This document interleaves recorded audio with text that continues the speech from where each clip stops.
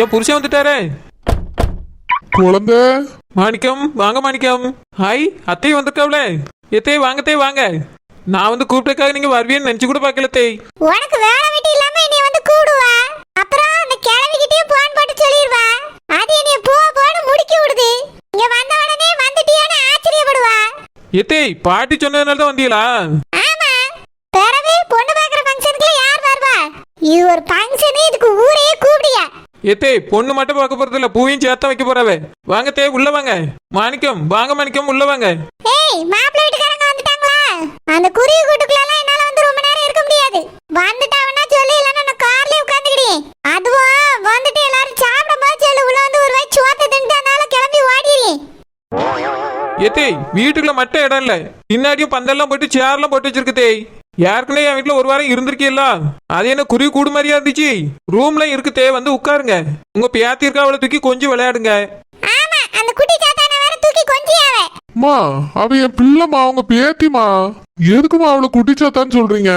பச்சை பிள்ளைமா. இங்க பாரு மாணிக்கம், எந்த காலத்துல இவ்வளவு நான் மருமகளா ஏத்துக்கிட மாட்டேன், அவளை நான் பேத்தியாவும் ஏத்துக்கிட மாட்டேன். உன் பாட்டி சொன்னாவளே நான் இங்க வந்து நிக்கேன், இல்லனா இந்த இடத்துல என் காலடியே படாது.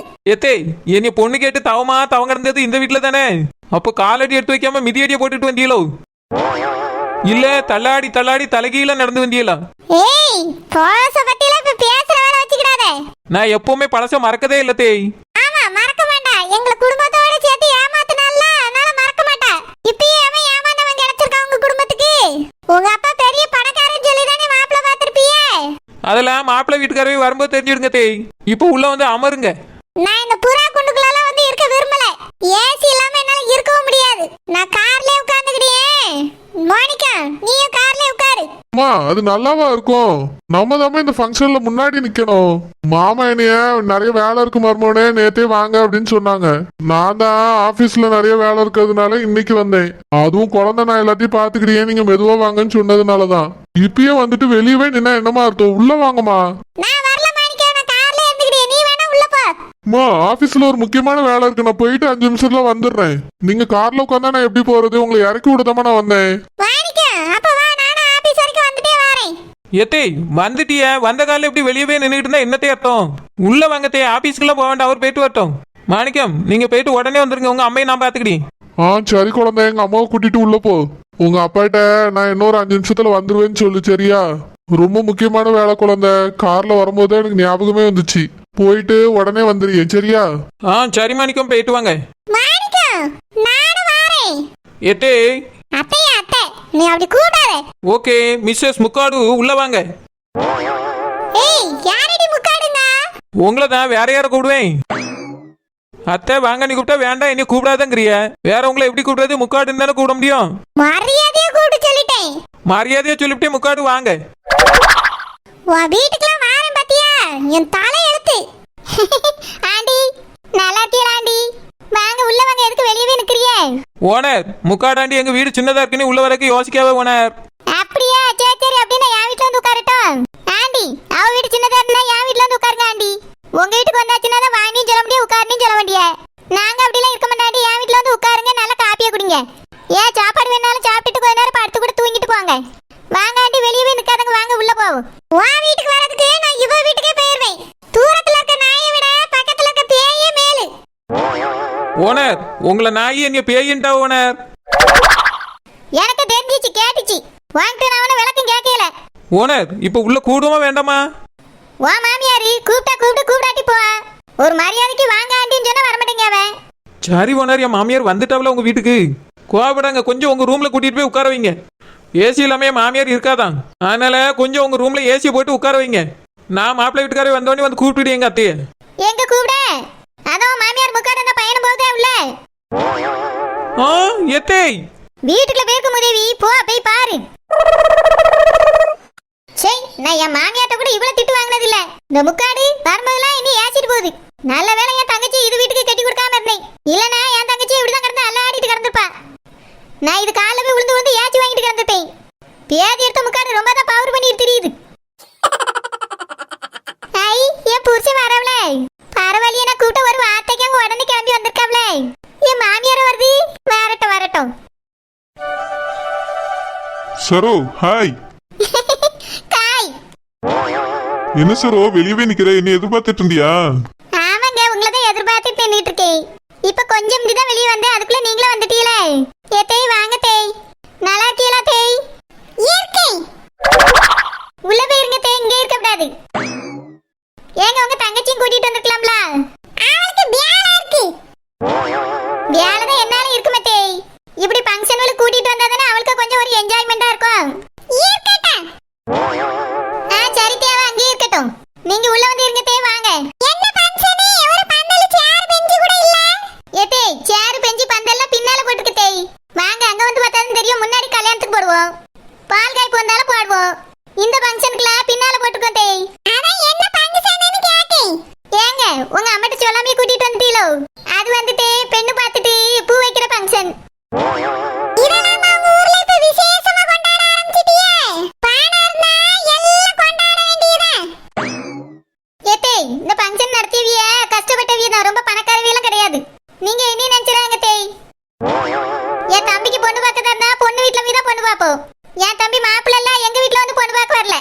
அந்த ரூபி பிள்ளைக்கு கூட பூ வைக்க வரும்போது நாங்க சாப்பிட்டு தானே வந்தோம். மறந்துட்டீங்களோ? அந்த மாதிரி தான் இங்கே ஏற்பாடு பண்ணிருக்காவே. அவ்வளவுதானா? நான் கூட ஏதோ பெரிய ஃபங்க்ஷன் நினைச்சிட்டு வந்தேன். ஒண்ணே காணுமே பாக்கும்போதே தெரிஞ்சிட்டு. இதுக்கெல்லாம் என்னைய கூப்பிடமாக்கா? ஏய் சாரத்து பாபு, இதுக்கெல்லாம் நம்ம வரணும்னே அவசியம் இல்ல, வா வீட்டுக்கு போவோம். ஏமா சரோதா இந்த மாப்பிள்ளையை பார்த்திருக்கலாம். எல்லா ஏற்பாடையும் அவதான் முன்னாடி நின்று செஞ்சுட்டு இருக்கலாம். அதனால நான் புருஷன் அவ கூட இருந்துச்சுன்னா நல்லா இருக்கும்னு ஆசைப்படியா. அதாம்மா என்ன வர சொன்னா, உங்களையும் கூட்டிட்டு வர சொன்னா. ஆமாத்தே, அந்த குழந்தைக்கெல்லாம் அவ தங்கச்சி தான் பொண்ணு பார்க்க வரவே. நான் பார்த்த மாப்பிள்ள தான், நான் தான் முன்னாடி நின்று எல்லாத்தையும் நடத்திட்டு இருக்கேன். எல்லாம் ஏன் ஏற்பாடு தான் தே, அதனால தான் உங்க மகனை வாங்க உங்க அம்மையும் கூட்டிட்டுன்னு சொன்னேன். நான் மட்டும் தனியா நின்னாச்சுன்னா நல்லா இருக்காதுல்ல. உங்க மகன் வெளிநாட்டுல இருக்கும்போது எத்தனையோ ஃபங்க்ஷன் வந்திருக்கு, நான் தனியா நின்றுக்கே பரவாயில்ல. இப்பதான் என் புருஷங்க வந்துட்டாவில்ல, அதனால தான் கூப்பிட்டேன். இது தெரிஞ்சிருந்தா என் மகனை கூட்டிட்டு நீங்க வந்திருக்கவே மாட்டானே. ஏதாவது காரணத்தை சொல்லிட்டு வீட்டிலேயே இருந்திருக்கலாம். இந்த குமரி சுவாடி பொடி எதுக்குல கூப்பிட்டுருக்க? சுவாடி பொடி எதுக்கு? நம்மளே இன்னைக்கு வாலி வகுத்து கொடுத்துட்டோமே. ஏழ்மையாவது கொஞ்சம் உஷாரா இருக்கணும். ஏதே என்னாச்சு தே? காலை பார்த்து பார்த்து யோசிச்சுட்டு நிக்கிறியே. உங்களுக்கு கால் வலிக்குது, நான் வேணா கைத்தாங்கள கூட்டிட்டு போட்டுமா? ஒண்ணு வேண்டாம், எனக்கு நடக்க தெரியும். சாரத்து பாபு, உனக்கு ஏதாவது வேலை இருந்தா போய் பாரு, அம்மா இங்க இருக்கேன். இல்லம்மா வாங்க உள்ள போலாம். ஏதோ முக்கியமான வேலை கிடக்குதுன்னு சொல்லுவியே பாப்பி, பார்க்க வேண்டியதானே? பரவாயில்லம்மா, ஃபங்க்ஷன் முடிஞ்ச பிறகு போய் பாத்துக்கலாம். சரோ இன்னைக்கு நீ அவ கூடவே இருக்க சொல்லியிருக்கா. வாங்கம்மா உள்ள போவோம். சரோ வா உள்ள போவோம். சரிங்க. என்னமா இவள என் மகன் பொண்ணு பார்க்க வந்த மாதிரி தான் ரொம்ப தான் கொனட்டியா. இவன அவளுக்கு ஏத்த மாதிரில தாள முடியா. ரொம்ப ஓவரா தான் போயிட்டு இருக்கு. இத மாதிரி சரி பண்ணனும். குயில பிடிச்சி கொண்டில அடிச்சி கூவ சொல்லுகிற உலகம். மயில பிடிச்சி கால உடைச்சி மசாலா அரைக்க சொல்லும் உலகம். அது எப்படி அரைக்கும் பா, அது எப்படி இடிக்கும் யா.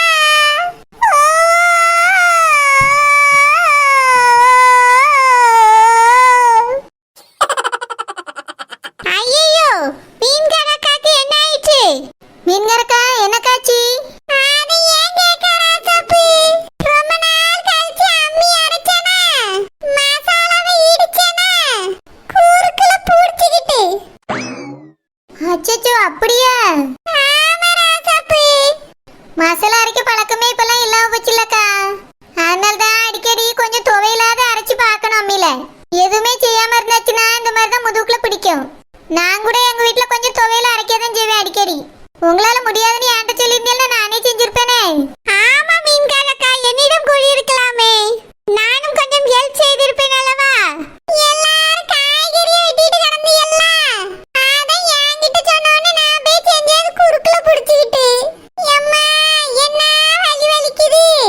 வீட்டுல மிக்ஸிய அப்படின்னு போட்டா உடனே அரைச்சு தந்துரும். அதனால இப்ப எதுக்குமே கையில மசாலா அரைக்கிறதே இல்ல, வீட்டுல அம்மியும் வாங்கி வைக்கிறது இல்ல. நம்மளே வாடகை வீட்டுல கிடக்கும் பாத்தீங்களா, அதனால வீடு வீடா தூக்கிட்டு அலைய முடியாதுன்னு அம்மியே வாங்கல. எங்க அம்மா எனக்கு சீதனமா கொடுத்த அம்மியோ எங்க அம்மா வீட்லயே போட்டு வச்சுட்டேன். மீன்காரக்கா எதுக்கு அப்படி பண்ணிய? வீடுன்னா அம்மி இருக்கணும். ஆமா ராசாப்பு, இப்ப நான் தெரியுது. நானும் அதுதான் மிக்ஸி இருக்கே அம்மி எல்லாம் எதுக்குன்னு நினைச்சிட்டேன். இப்ப தானே தெரியுது அம்மி வீட்டுல கிடக்கிறது நல்லதுன்னு. நம்மளுக்கு ஏதாவது தேவை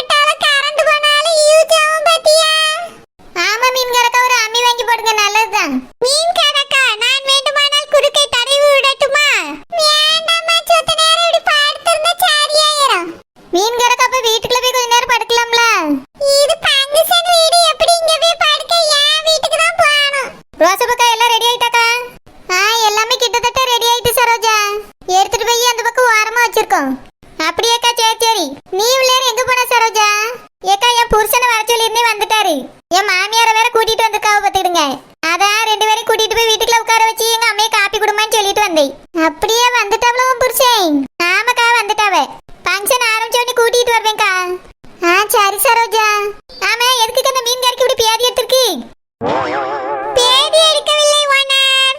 மீன்கார சகோதரிக்கு குறுக்கில் பிடித்து விட்டதா? குறுக்கில் எதுக்கு பிடிச்சிச்சு சரோஜா? அது அம்மி அரைச்சிருக்காவ பத்தியா ரொம்ப நாள் கழிச்சு. அதான் எங்களுக்கு குறுக்கு பிடிச்சிட்டான். அதான் சொத்த நேரம் படுத்துக்கிட்டு என்ன இப்படி படுத்து கிடக்காவ. ஓ அப்படியா? அம்மி அரைச்சதுனால மீன் கறிக்கு குதுக்குல கும்மி அடிச்சிட்டு போல்க. வானரி கிண்டல் பண்ணாதீங்க வானரி. நீங்க தான் எல்லாத்துக்கும் காரணம்.